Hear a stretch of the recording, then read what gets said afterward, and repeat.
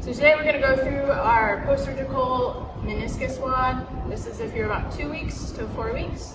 And this is just some of the equipment that you might need. So the first one is going to be a leg lift over kettlebell, working on the abs. You're going to think about keeping those legs nice and straight. And then you're lifting up and over. As you can do, how I prescribe it is that you're going to do each one of these exercises 21 times, then 15 times, and then 9. You can also do where you're doing a 3-limb plank.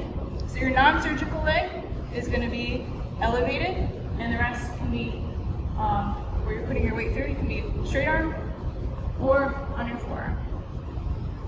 Next, you can do a seated strict press with either a kettlebell, so you're doing one side at a time, or you can take a barbell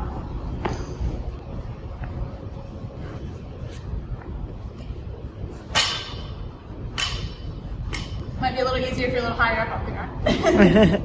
And then you can press.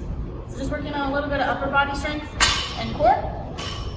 Lastly, for a couple others, we're gonna go, you can do a pull-up.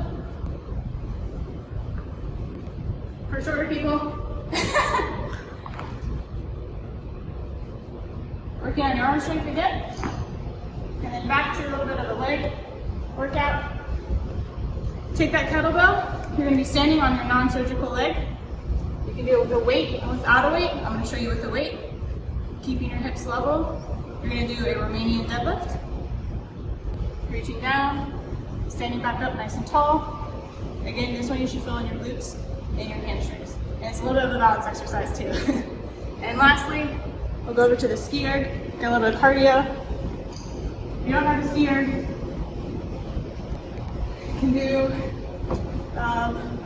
just maybe a couple more rounds of those exercises there.